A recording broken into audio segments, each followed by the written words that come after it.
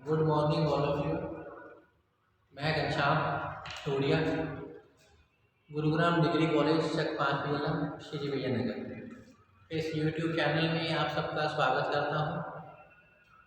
आज हम BA first year history Bharat का इतिहास, जिसमें कि प्रारंभ से लेकर 1206 तक की घटनाओं की जानकारी दी गई है। इसके अंतर्गत आज का जो हमारा टॉपिक रहेगा वह है पूर्व गुप्तकालीन समाज की व्यापार वाणिज्य। पूर्व गुप्त काल समाज का व्यापार वाणिज्य की और आर्थिक प्रगति के बारे में जानकारी प्राप्त करेंगे। तो पूर्व गुप्त काल में आंतरिक और विदेशी दोनों ही व्यापार में काफ़ी प्रगति हुई थी, जिसका वर्णन इस प्रकार से है। तो पूर्व गुप्त काल में सर्वप्रथम देखेंगे आंतरिक व्यापार वाणिज्य। इसके पश्चात हम जानकारी प्राप्त करेंगे पूर्व गुप्त काल में विदेशी व्यापार वाणिज्य की स्थिति। सर्वप्रथम पूर्व गुप्त काल में आंतरिक व्यापार वाणिज्य। इसके अंतर्गत पहले हम वैदिक काल में आंतरिक व्यापार वाणिज्य, इसके पश्चात बौद्ध काल में, फिर मौर्य युग में आंतरिक व्यापार वाणिज्य और फिर महाकाव्य एवं सूत्र काल में आंतरिक व्यापार वाणिज्य की जानकारी प्राप्त करेंगे। इसी श्रृंखला में नेक्स्ट हम पूर्व गुप्त काल में विदेशी व्यापार वाणिज्य की स्थिति की जानकारी प्राप्त करेंगे। इसके अंतर्गत हम सैन्यकालीन समाज के अंतर्गत विदेशी व्यापार वाणिज्य की जानकारी, इसके पश्चात वैदिक काल में विदेशी व्यापार वाणिज्य की जानकारी, फिर बौद्ध काल में व्यापार वाणिज्य की जानकारी, फिर मौर्य काल में, इसके पश्चात सातवाहन एवं कुषाणों के शासनकाल में व्यापार वाणिज्य की विदेशी व्यापार वाणिज्य की जानकारी प्राप्त करेंगे।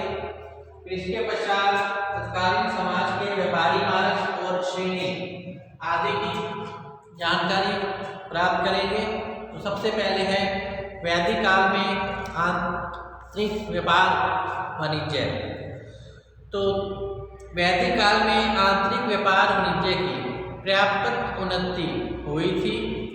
व्यापार जल और थल दोनों ही मार्गों से होता था। आर्य लोग वस्तुओं को एक स्थान से दूसरे स्थान पर ले जाते थे।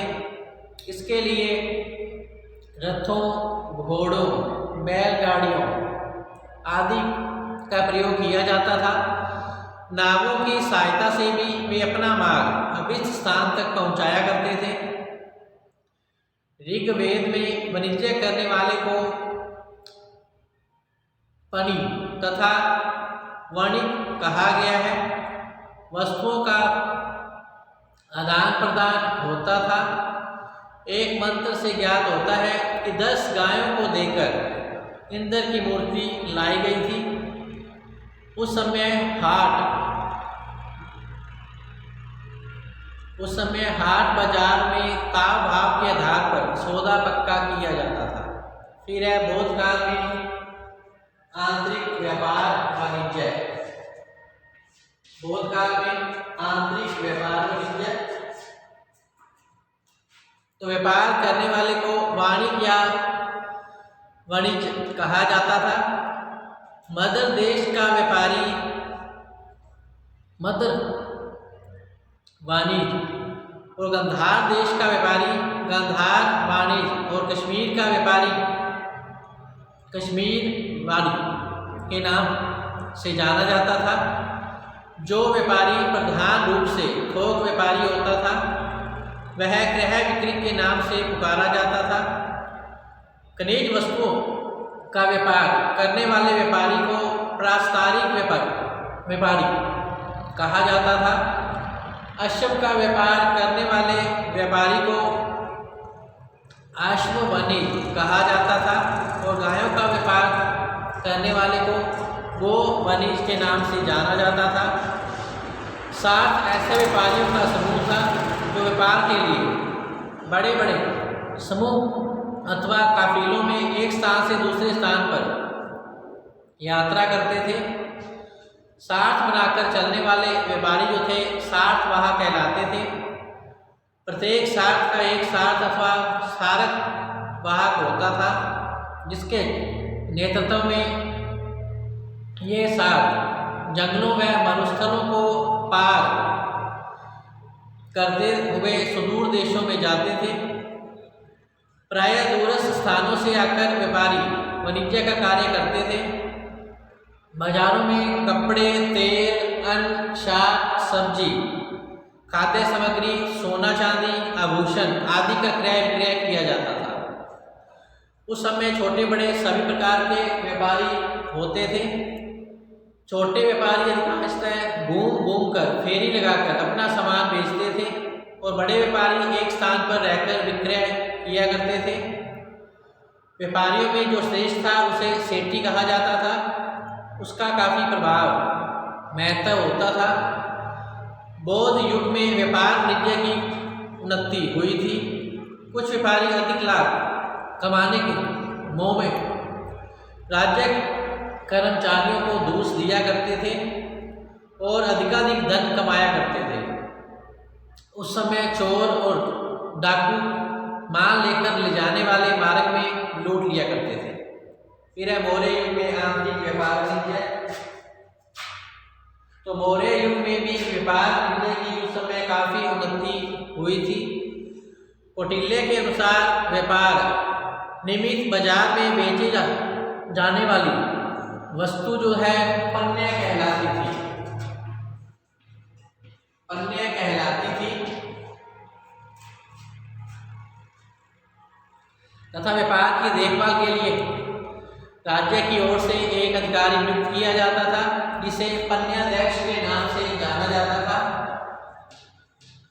पन्याध्यक्ष के नाम से जाना जाता था।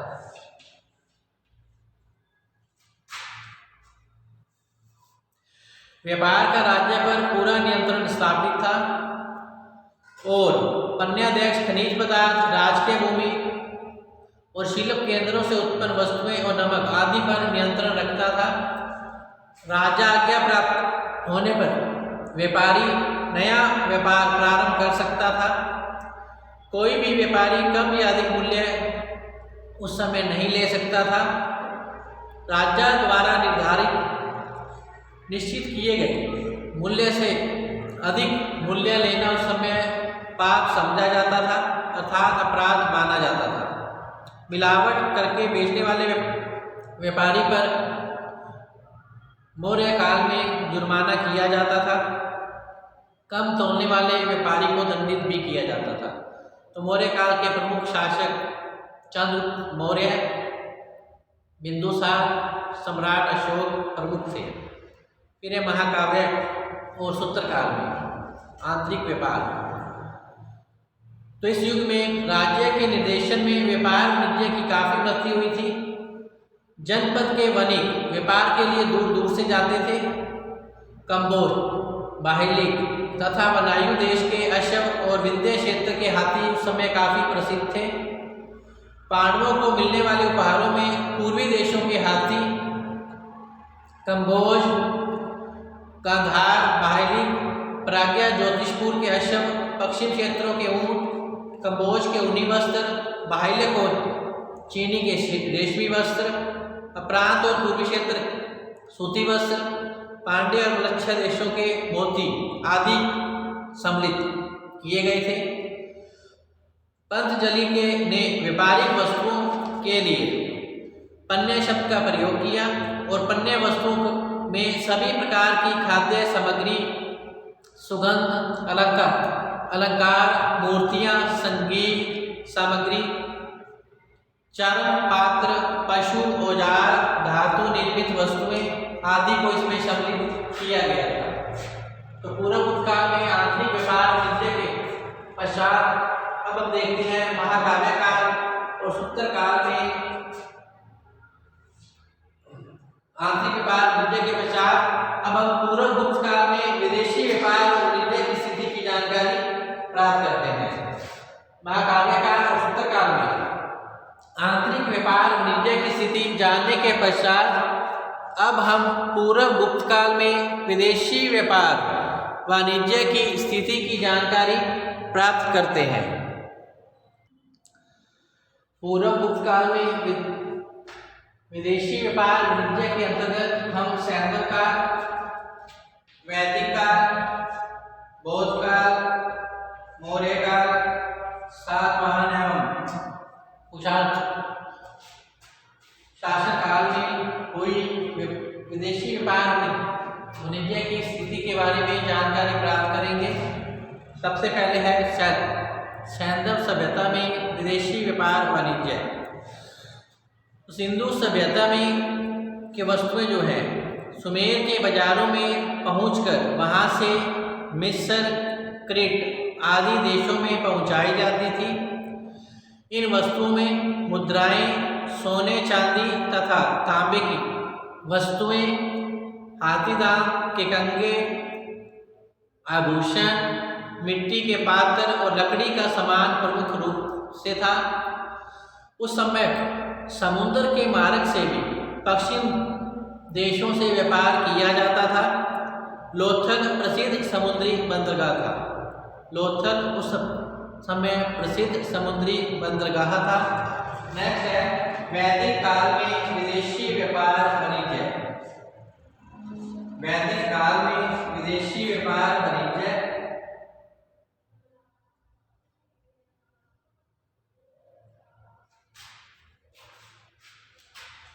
तो वैदिक युग में भी भारत से व्यापार होता था।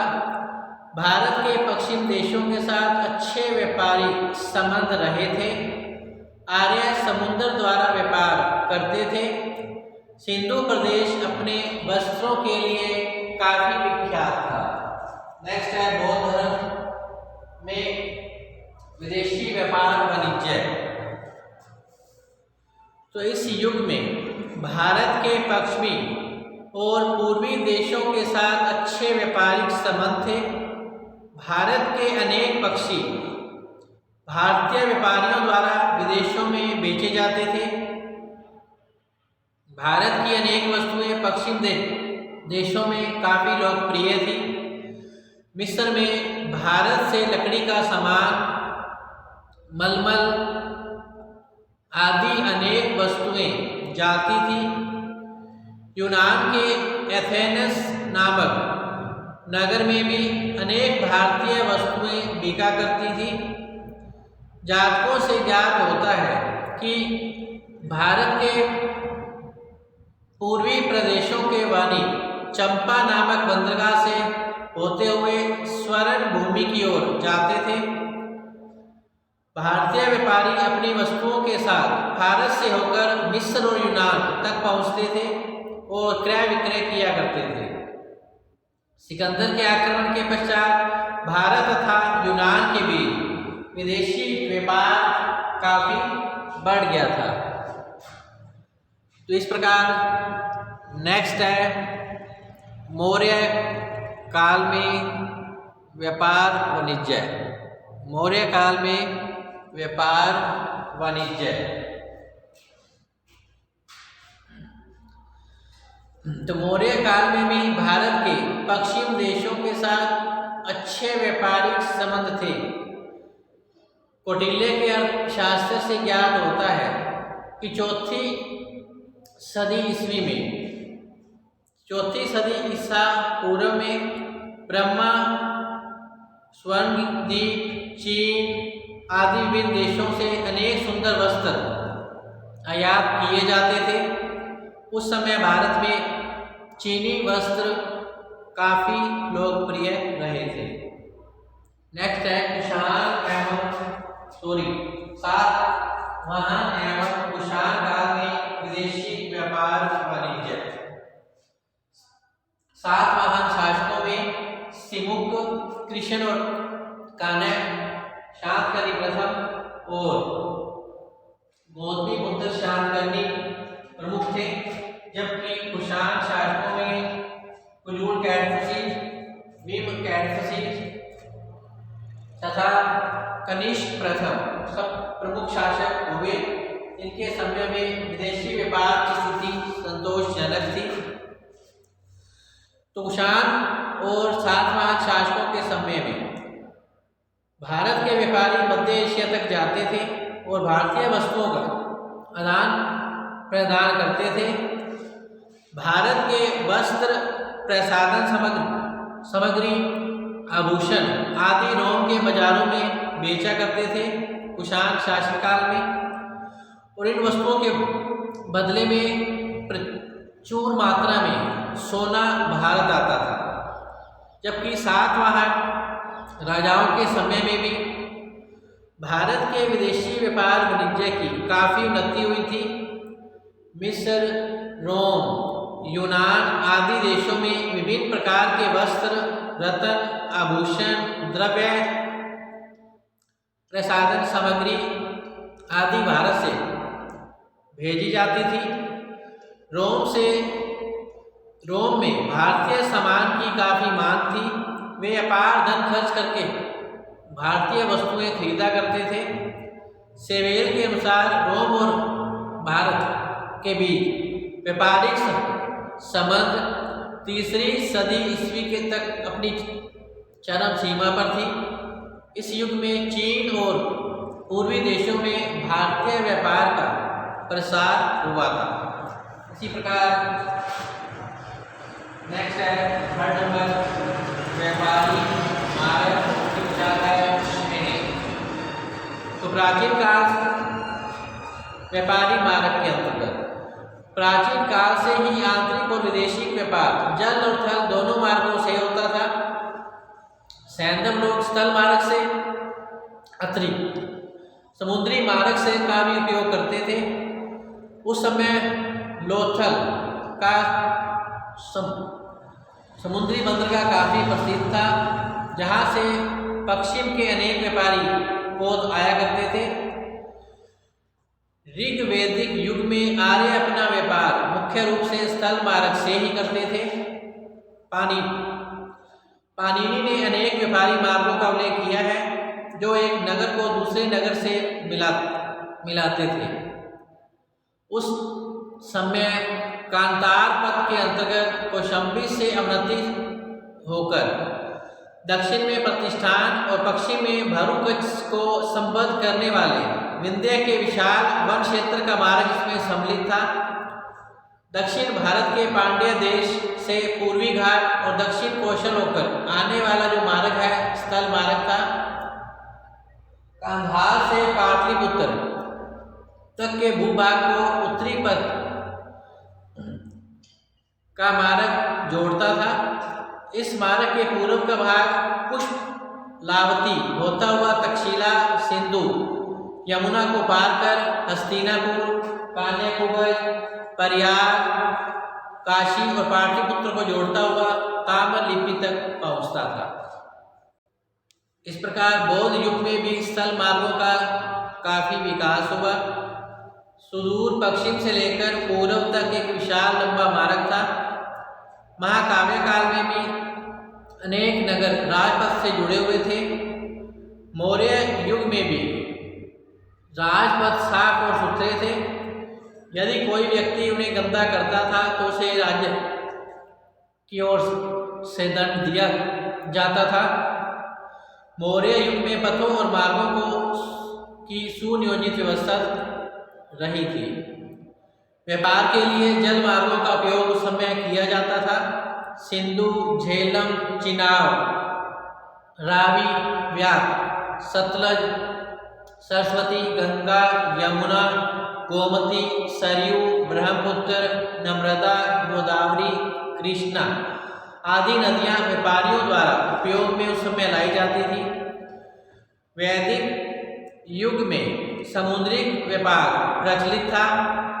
बौद्ध काल में भारतीय व्यापारी ताम्रपर्णी, सुवर्णभूमि, सुमेर तथा बेबीलोन तक यात्राएं करते थे। व्यापारी प्रायः नदियों से समुद्र तक पहुंचते थे। मौर्य युग में समुद्र और नदी मार्गों की देखरेख के लिए नावक दक्ष की नियुक्ति उस समय की गई थी। पश्चिम देशों और भारत के बीच पोतों का आना जाना बराबर चलता रहता था। भारतीय व्यापारी रोम और यूनान तक जाया करते थे और वहां तक के यात्री भारत आते थे।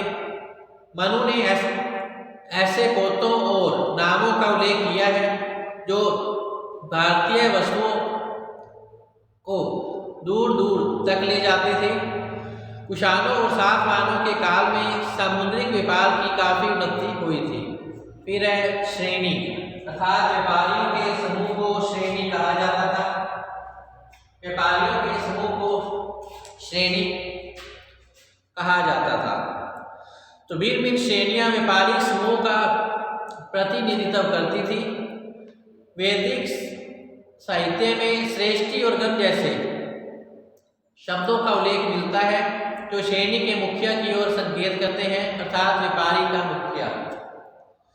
जातक साहित्य में 18 श्रेणियों और शिल्पों का वर्णन किया गया है।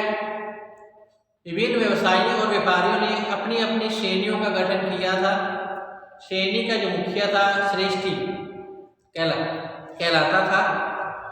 इनका जो मुख्य कार्य था व्यवसायिक संबंधी और उत्पादों की गुणवत्ता आदि के विषय में नियमों का प्रतिपादन करना, वस्तुओं का मूल्य निर्धारित करना और व्यवसायों की उन्नति के लिए निरंतर प्रयास करना व्यापारियों का मुख्य कार्य थे। इनके अपने न्यायालय थे। प्रत्येक श्रेणी के अपने अपने नियम होते थे और प्रत्येक सदस्य इन नियमों से बंधा रहता था और इन नियमों का उल्लंघन करने पर कठोर कार्रवाई की जाती थी। ये श्रेणियां बैंकों का कार्य भी करती थी। लोग स्थायी निधि के रूप में उनके पास धनराशि जमा करते थे और ब्याज सहित अपनी धनराशि प्राप्त किया करते थे। श्रेणियों द्वारा विश्राम गृह, धर्मशाला, सभागृह आदि का निर्माण उस समय करवाया जाता था। इनके द्वारा मंदिरों का निर्माण भी करवाया जाता था।